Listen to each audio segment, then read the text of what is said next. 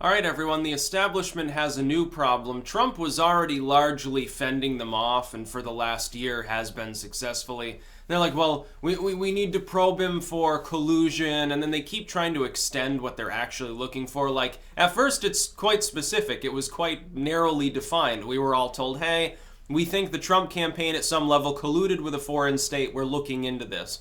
It turns out that actually now it's like they're looking into sex allegations and money laundering and like a dozen other people, and it involves the Podesta Group, and it involves Paul Manafort, and it involves Flynn, and it involves all of these other people.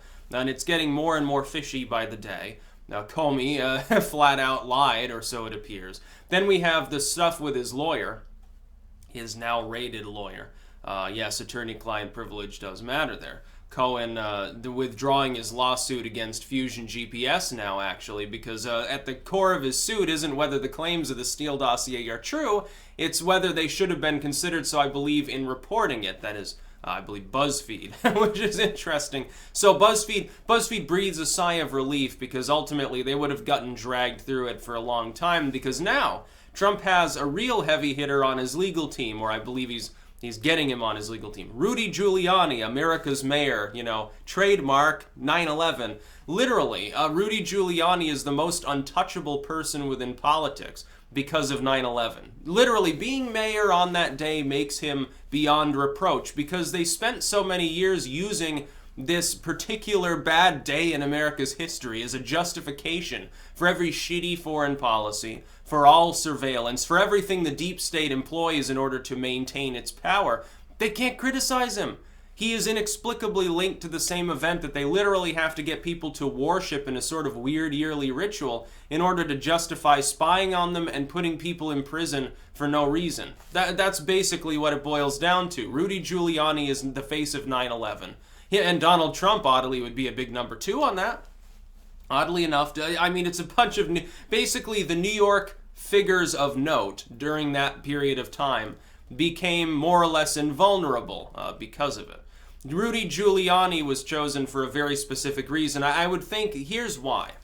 Do you think that the FBI, in any realm of sanity, has the balls to raid Rudy Giuliani's apartment? No, because it would result in the large-scale gutting of the agency, because the Republicans would say, hey, they're raiding America's mayor and like insinuating that he's committing treason or something. We need to stop this. The Democrats would at that point bend their tail between their legs and say, okay. And the FBI would end up getting totally purged by the Trump administration, which is probably the point. Basically, Trump can use Rudy Giuliani as a massive, massive hammer to just smash heads out of his way, and it'll work. And it's his nuclear option when you really think about it. I don't think that he ever intended to get to the point where he was like, oh, well, at some point this has to end. I'm going to bring Rudy aboard and he can take care of it. And trust me, I think he will. The fact that he's willing to stack Rudy Giuliani onto his legal team shows me that Trump is pretty confident of winning and just wants this problem to go away before the midterms or certainly 2020. Basically, it's a challenge, a big fuck you to the Mueller team saying, look, you've been looking into me for a year. You've got no evidence I did wrong because I didn't do anything wrong. I'm not going to sit here and be abused and held back and suppressed forever. I'm getting tired of it. Here, talk to Rudy about this and see what happens. Rudy's going to go in and talk to Mueller, and he's going to say basically in no uncertain terms, your probe's never going to turn anything up. You can trust me, I'm Rudy, and trust me, America trusts me. They wanted me to be the president several times. Rudy's going to come out, and he's going to tell the American people, he'll probably use his own bully pulpit too, because look, the media doesn't like Trump. They won't give him the time of day. If he goes on to cable news, he's just going to end up getting talked down to. He's not going to get a word in edgewise. Hell, they'll probably just edit the tape before they release it. And then they'll say, well, we didn't allow him to record it at all, but we promise it's authentic. It's not really edited. They'd probably do that. They do weasel stuff, as Comey may say. But they can't do that to Rudy Giuliani. Number one, because he won't take it. And he's been a friend of Trump's for, 20, 30 years anyway, or some crazy shit. They can't do it because he wouldn't take it and because people wouldn't accept it, including a lot of Democrats. They have a sort of weird veneration for Rudy Giuliani. Now, here's the thing. Here's my thoughts.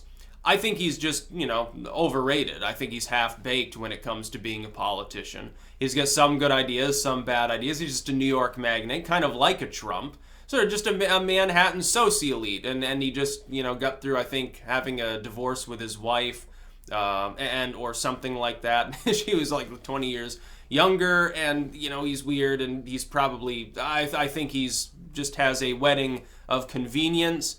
I think that his own proclivities involve a Y chromosome, to tell the truth. I'm not saying that's a problem, but I mean, yeah, I think that that's actually true. But Rudy Giuliani's untouchable. Like, Trump is just a hair's breadth away from that, from being an untouchable political figure himself. It takes a massive coordinated effort by the entire media just to suppress him enough to keep him below 50% approval. Rudy Giuliani's approval will be 100% if he ends up sparring with the FBI or with the media.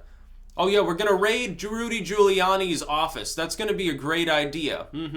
By the way, in a slightly separate thing, the state of New York is attempting right now to redesign its own state statutes, I guess, to block Trump from pardoning anyone. I guess the idea is Trump did all his business from New York, so a lot of his friends are in New York. So they're trying to lay a net down in order, I guess, to harass everyone who was ever his friend, prevent him from effectively pardoning them. I'm not sure how well that would go over if taken in front of the Supreme Court. I'm pretty sure that the president does have the right to pardon, and that the states do not have the right to overrule that in a roundabout manner. But we'll see. I mean, who is it, Cuomo or whoever the fuck runs New York at this point? Who even fucking knows is going to try to do that? Guess what? If somebody committed crimes, let's say they were in New York and laundered money or something, and they knew that this was being put out there to catch, like, Trump associates. And they're like, well, I'm a Trump associate. Don't you think they would go to New Jersey or something? Okay, kids, we're moving to Jersey City. Hold your nose. That's what they would do. And they're rich, and so they have the money to do that. This is another one of those cases where the only people who would possibly be abused would be, like, little people that he happens to pardon who happen to be in New York. It would be like if the state of Vermont did that and decided, no, that submarine kid there, he's still going to have a criminal record. Fuck your pardon. But if it was a high-hitting politician or a seven-figure lawyer, yeah, I think they would just move. I think, oh, yeah, my law firm is now based in Indiana. Yeah, we're moving to California, kids. We're moving to Texas. I'm going to become cowboys. I'm giving up my lawyer lifestyle. I want to be like a 90s sitcom. I'm having a midlife crisis, okay? Just, fucking sue me. Or don't, actually. Please, state of New York. No, Trump bringing in Giuliani is a great idea. It's a symbol of his power to do so, really, because there's no other heavy hitter within New York politics that can give him as effective of shielding. What are they going to do about Giuliani? Giuliani is an expert at this sort of thing. He gets consulted by politician after politician over and over. He's sort of officially joining Trump at this point. That must scare Mueller. And literally, Giuliani and these others, oh yeah, we're bringing Rudy aboard to negotiate and end the Mueller probe. What does that tell you on ending the Mueller probe? Basically, I'm going to tell you what I think happened. I think Mueller has already come forth and probably spoken to Rudy himself as well, and I think he's like, yeah, okay. At the end of this, yes, Mr. Trump, we know that you didn't collude with a foreign state, but we did find other crimes related to people within your administration. Some of those people probably still work for Donald Trump. So what are they doing? Trump probably went to Mueller and he's like, okay, but do you really want to shove the government into absolute chaos by, having me fire this person, they get thrown in jail, that person falls by the wayside, this person, it was 10, 15 years ago. Why do you even care? It's old news. And so Trump is going to use Rudy in negotiations openly with Mueller's people to say what should and should not be disclosed, because you got to realize some of it's probably classified too. Rudy Giuliani gets special access because everyone, again, undeservingly loves it for no reason. He was there on 9/11. You've got to love the dude. Oh, well, why? Well, 9/11. That's basically what it boils down to. So Trump is defeating the Mueller probe, I think. All along, I haven't expected Trump to face any repercussions from the probe because I don't think that Trump colluded with a foreign state. I do, however, you have to openly acknowledge there were a lot of people that got caught up in the probe anyway. some of which have nothing to do with Trump's campaign, and a lot of it happened years and years ago. It happened long before Trump ever made a serious run for office.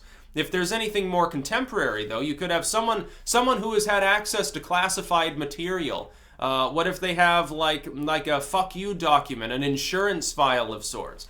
Well, they don't want to antagonize them too much, or they have to do something about it. What if it's someone who's intrinsic to the function of Trump's administration, and Trump's like, look, I need this person on my team. I don't care. I'll pay you back the $1 million they laundered 10 years ago if you'll just overlook it this time, until my administration ends or whatever. Or this person's a personal friend. Do me a solid. This is the kind of backroom deal that happens in politics. Don't say, well, that's illegal. Of course it is. It happens all the time. It's DC. What do you need to know about it? It's not just Trump that does the corporate boardroom backstab thing. He's good at it, really good at it, but he's not. He's one of the more honest politicians probably in DC because he doesn't censor himself. He actually tells you you're an asshole. He doesn't pretend that you're his best friend like some of these politicians will. Like Obama calling someone a jackass who he has to work with on a regular basis. Just not Trump's way of doing business. He's rather more open about things. If he laundered money, he probably would come out and brag about it. Oh, haha, I took the government for a ride years and years ago. You wonder where all my millions came from. Ha, ha, ha, I fooled these people. He'd probably do that. At this stage in his life, he'd be like, fuck him. I'm 70 years old, who cares? That's about all. Peace out.